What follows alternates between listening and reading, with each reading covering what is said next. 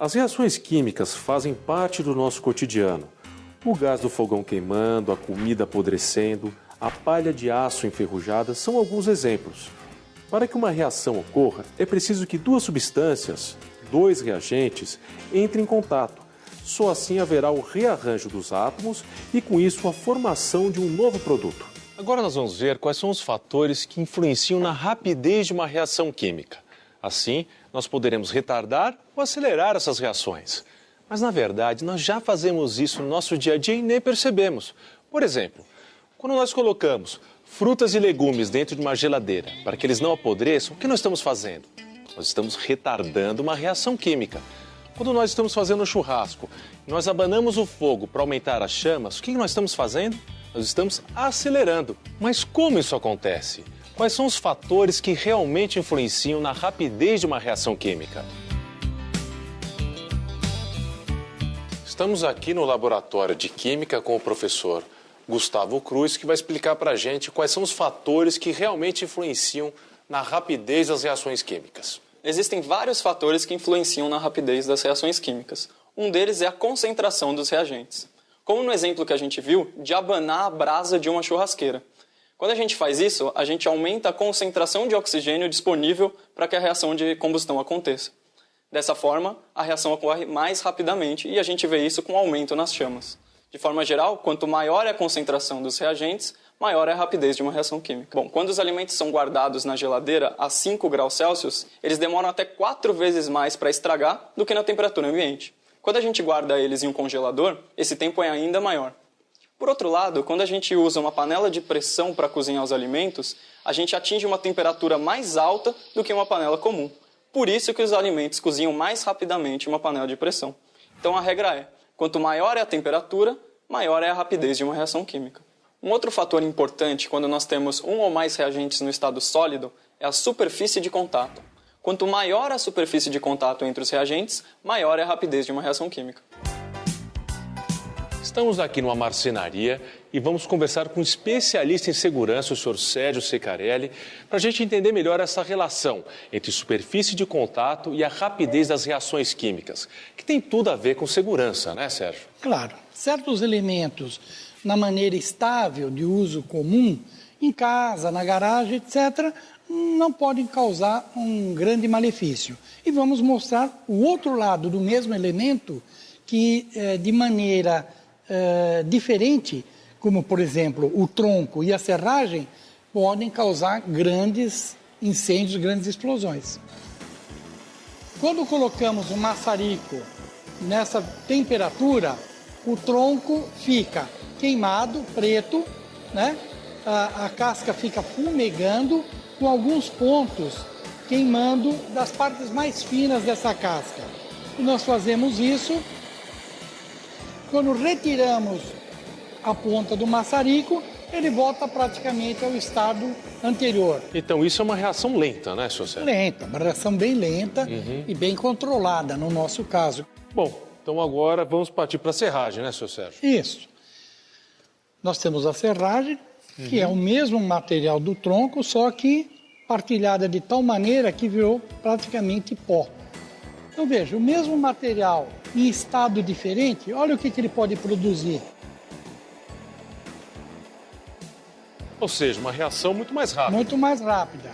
O mesmo material serrado, transformado num pó, se torna extremamente mais perigoso, né? Tanto para armazenamento como para manipulação. Como vimos, na serragem há uma superfície de contato maior, portanto, aumenta a rapidez da reação química. Já vimos quais os fatores que podem influenciar na rapidez das reações químicas. Agora, para uma reação acontecer, é necessária uma energia mínima para ativar o sistema.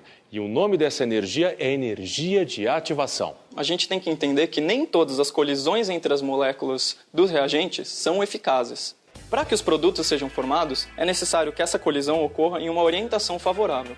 Somente dessa forma será formado o chamado complexo ativado, que então dará origem aos produtos. Além da orientação favorável da colisão, um outro fator importante é a energia dessa colisão.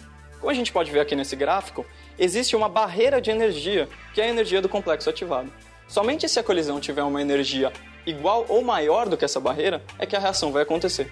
Essa diferença de energia é o que nós chamamos de energia de ativação. O que isso tem a ver com temperatura, com superfície de contato e com concentração de reagente? Quanto maior a temperatura, maior é a velocidade das moléculas dos reagentes. Se a velocidade é maior, a energia dessas colisões também vai ser maior. Então a chance de que ocorra uma colisão efetiva fica maior. Quando a gente aumenta a concentração dos reagentes ou a superfície de contato, a gente aumenta o número total de colisões entre as moléculas do reagente. Se o número total de colisões é maior, a chance de que uma colisão efetiva aconteça também é maior. Existe algum fator que pode diminuir a energia de ativação de uma reação química? Sim, os catalisadores. Quando a gente usa um catalisador, a reação química ocorre por um caminho diferente da reação original, onde a energia de ativação é menor. Dessa forma, a chance de uma colisão ser efetiva é maior. Então, os catalisadores eles aumentam a velocidade da reação sem ser de fato consumidos nesse processo. É comum o uso de catalisadores no dia a dia? Sim, as enzimas utilizadas, por exemplo, na fabricação de queijos, de álcool e de iogurte, são exemplos de catalisadores. Na natureza, as reações químicas estão acontecendo o tempo todo. Você já deve ter ouvido aquela frase que diz: na natureza nada se perde, nada se cria, tudo se transforma. Ao nosso redor, uma quantidade enorme de transformações está acontecendo, sempre buscando o equilíbrio, a estabilidade. E essas transformações, elas ocorrem na atmosfera, nos organismos vivos e até debaixo da terra, nas cavernas. Nas cavernas, as estalactites e estalagmites são bastante comuns e crescem a partir de uma reação em equilíbrio químico. O solo das regiões onde encontramos cavernas é rico em carbonato de cálcio. Com a chuva, que é levemente ácida, há uma dissolução do carbonato de cálcio e ele vai escorrendo junto com a água e outros minerais pelos veios da caverna. Ao gotejar de maneira lenta e contínua, a água evapora, formando as estalactites no teto. Já as gotas que caem ao chão vão se evaporando também e formando as estalagmites.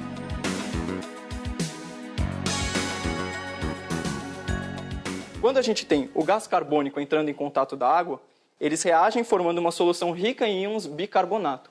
Quando os íons bicarbonato entram em contato com os íons de cálcio, eles formam carbonato de cálcio e regeneram gás carbônico e água. Essas duas reações ocorrem simultaneamente e por isso nós utilizamos esse símbolo para representar a reação em equilíbrio. Diversas reações químicas ocorrem simultaneamente nos dois sentidos. Ou seja, os reagentes se transformam em produtos e os produtos se transformam em reagentes ao mesmo tempo. Quando as velocidades dessas duas reações, a direta e a inversa, são iguais, nós falamos que esse sistema está em equilíbrio químico. A partir do momento que o equilíbrio é alcançado, as concentrações de reagentes e produtos passam a ser constantes. Para as diferentes reações químicas, a proporção de reagentes e de produtos é diferente, mas sempre essas concentrações vão ser constantes a partir do momento que o equilíbrio foi alcançado. A gente vai fazer um experimento que relaciona o equilíbrio de duas espécies, o cromato e o dicromato. Essa solução aqui foi feita ao se dissolver o dicromato de potássio em água. Quando a gente faz isso, parte dos íons de dicromato se transforma em cromato. E esse sistema entra em equilíbrio. Agora a gente vai ver como que a gente pode controlar alguns fatores que deslocam esse equilíbrio para o lado de formação dos produtos ou de formação dos reagentes. Primeira coisa, vamos colocar nesse becker aqui um pouco da nossa solução de dicromato de potássio. Bom, embora essa reação ela esteja em equilíbrio, a concentração de íons de cromato aqui é muito maior do que de íons cromato. Por isso que ele fica dessa cor mais alaranjada. E nós vamos utilizar essas duas soluções aqui para alterar o equilíbrio. Uma é uma solução ácida de ácido clorídrico e outra é uma solução alcalina de hidróxido de sódio. Quando a gente adiciona o hidróxido de sódio na nossa solução de dicromato, olha só o que acontece. Nossa, mas ficou amarelo bem mais claro. Exatamente. Isso porque a base reagiu com os íons H+, e deslocou esse equilíbrio para a formação do cromato, que tem essa coloração mais clara. Agora, quando a gente adiciona íons H+, no nosso sistema, a gente vai deslocar o equilíbrio para o outro lado e formar novamente o dicromato. Voltou à cor que estava antes. Agora sim. Ou seja, essa reação mostra que nós podemos controlar para qual lado esse equilíbrio vai estar deslocado e assim formar mais daquela espécie que seja interessante para a gente.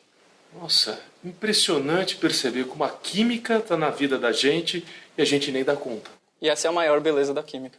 Gustavo, muito obrigado pela sua participação. De nada, foi um prazer. Bons estudos.